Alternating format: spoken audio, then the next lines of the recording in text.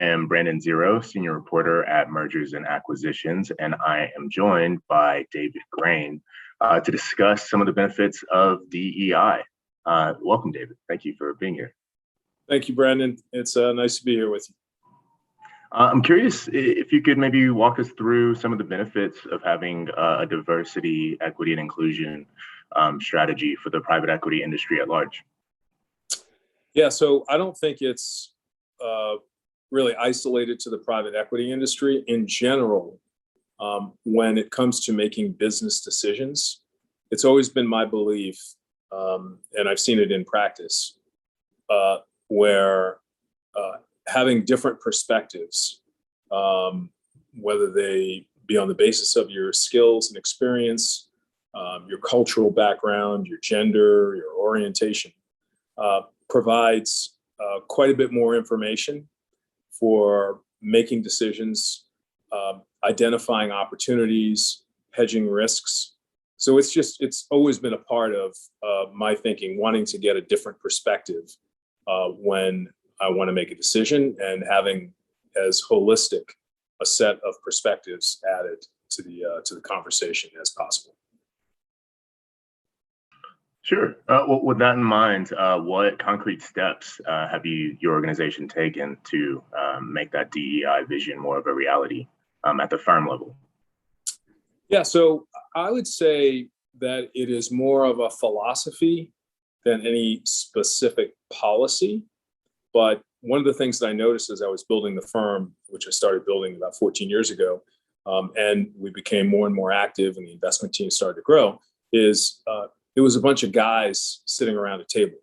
And one after another, I could see the testosterone in the room leading us to making more and more aggressive decisions. And it occurred to me that, we don't have gender diversity here. And I've always found, having grown up in a household that had lots of very strong and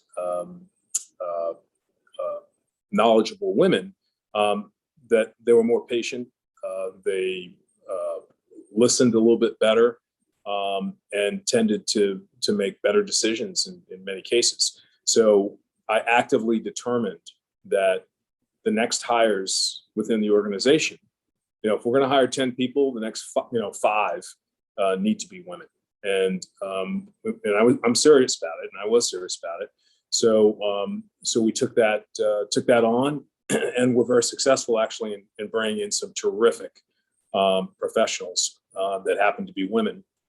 And what we found is instantly the chemistry of our meetings, our conversations and decision making was improved. And I think we're making much better decisions as we've added that diversity to the organization.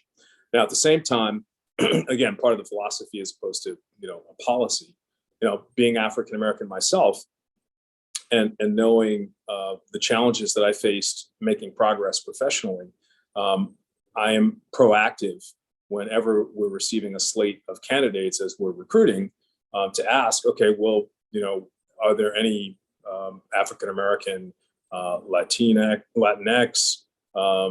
women, what have you, within the pool? And if you look at our website, I think what you'll find is that we have a very diverse firm, and it's really been a bit of a hand-picked effort, as opposed to some, sweeping set of policies, processes, or procedures. I mean, it really has to be a value of the firm and part of your philosophy. And do you find that philosophy trickles down to the portfolio company level as well? Or do you have similar, metrics, benchmarks that you would hold your portfolio companies to account for as well in terms of hiring, for instance, or at the portfolio company level, what's your approach?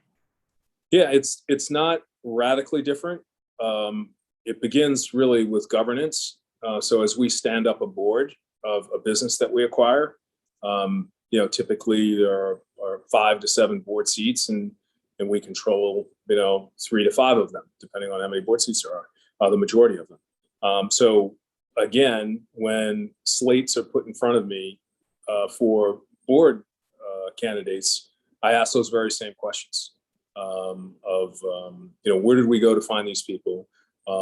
If there aren't, why aren't there any women, people of color, people of different orientations that have been surfaced as well? So that's kind of where it starts.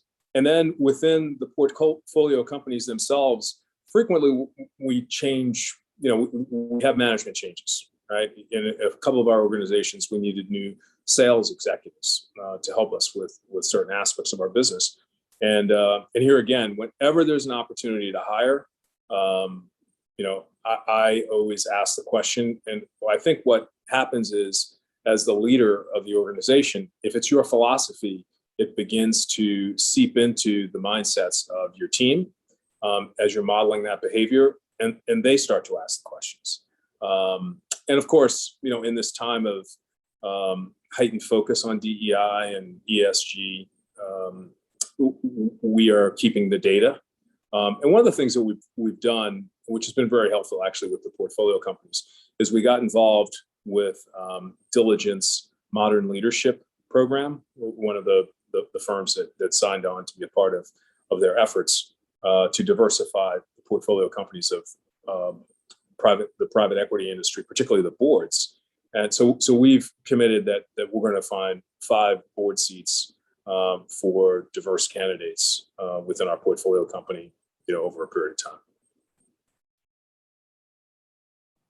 That's great. Well, it sounds like that would be a pretty comprehensive framework to apply to both levels at the firm and the portfolio level.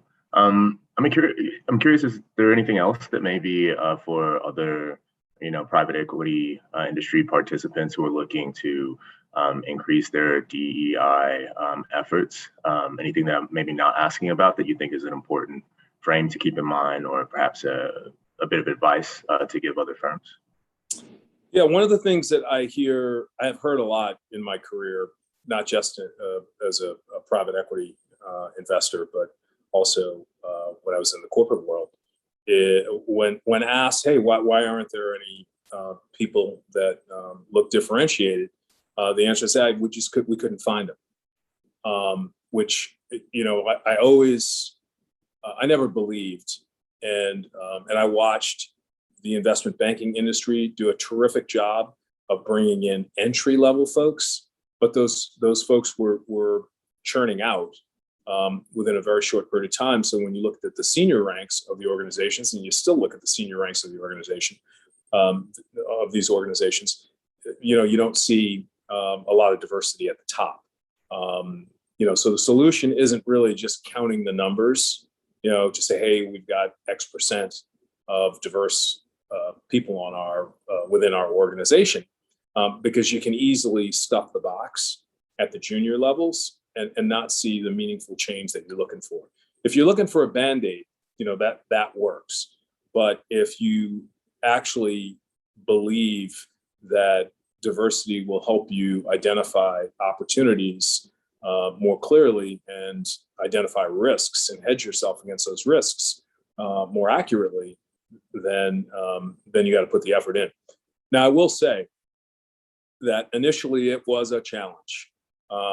And when we hired a search firm and I said, look, all I want to see are, we need a couple of vice presidents. All I want to see are women. They struggled. So I don't think it's completely an empty argument that it's not easy, but it is absolutely doable. We're seeing it, we're doing it, and it requires a level of diligence and determination, and that starts at the top.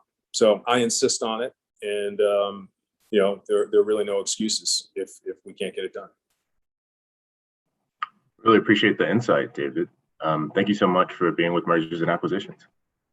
Great to be with you, and keep up all the great work that you're doing. Appreciate it. Bye now.